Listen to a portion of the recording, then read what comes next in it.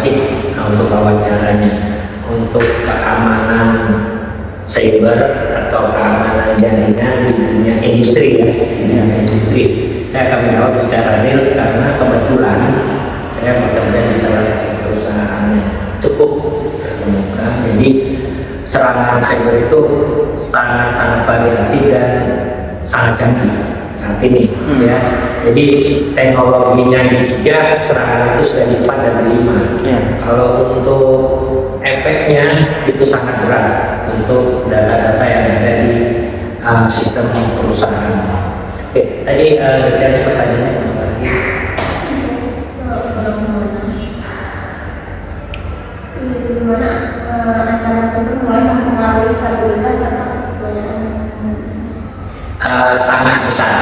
Sangat besar keamanan mempengaruhi kepercayaan publik terhadap perusahaan. Karena kenapa?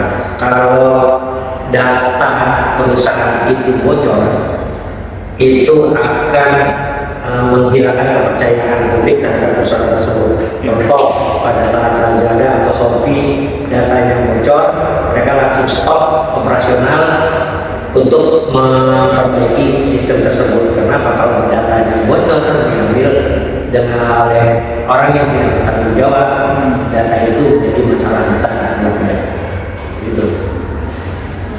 Tadi kata Bapak sangat jauh. Jadi dari berbagai jenis ancaman yang ada seperti ransomware, phishing, dan data breach, menurut Bapak mana yang paling berbahaya bagi industri dan mengapa serangan tersebut sulit dicegah sepenuhnya? Banyak serangan-serangan cyber yang masuk ke sistem pertahanan komputer ya. Dari sekian macam itu yang paling susah dan paling berat dihadapi adalah phishing. Kenapa phishing? Kita di dunia industri informasi dan komunikasi melalui email. Ya kan, melalui email. Dan sekarang AI bisa menduplikasi diri menjadi siapapun. Bisa jadi dari pihak bank, bisa jadi dari pihak pemerintah, bisa jadi dari dinas-dinas yang terkait. Kalau kita nggak klik, salah. Kita klik, phishingnya masuk. Dan itu yang terjadi sekarang. Siapapun akan sangat susah membentengi dari phishing tersebut. Gitu. Phishing. Kalau yang lain masih ketahuan, tapi kalau phishing nggak bisa. Gitu. Oke, berarti di sini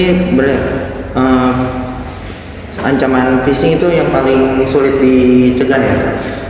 Kalau dari faktor penyebabnya, apakah kelemahan utama terletak pada aspek teknologi, kebijakan perusahaan, atau sumber daya manusia yang kurang memahami keamanan jaringan? Phishing itu tidak menyasar ke teknologi, dia menyasar kepada sumber daya manusianya, usernya. Karena kalau secara teknologi, secara sistem, kalau ada serangan cyber seperti itu bisa ditangkal. Tapi kalau user yang masuk itu tidak bisa. Itu akan teknologi akan terbatas pada perangkat. Tapi kalau kepada manusianya itu teknologi nggak bisa. Makanya di perusahaan tempat saya minimal paling lama 3 bulan sekali password itu harus berubah. Dan jaringan atau sistem yang tidak dikenal pada perangkat itu akan ditolak masuk.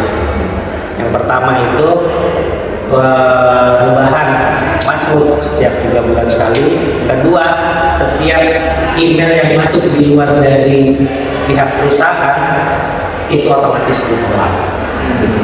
Jadi semua sistem yang masuk ke dalam sistem perusahaan sesuai dengan yang diinginkan perusahaan. Karena kalau sudah masuk, karyawan yang ngeklik, selesai, nggak akan bisa dicegah lagi. Tapi kalau secara teknologi, phishing nggak berpengaruh, nggak ada.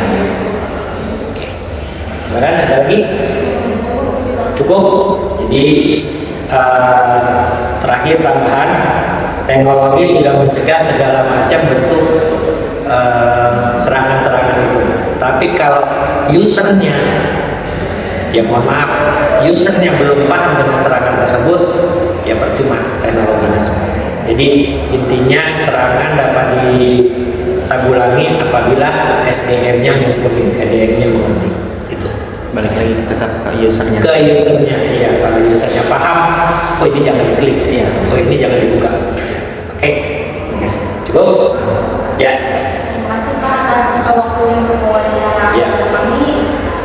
Mohon maaf, assalamualaikum warahmatullahi wabarakatuh. Waalaikumsalam. Oke, makasih ya, saya ulangi lagi. Terima kasih, Pak. Itu yang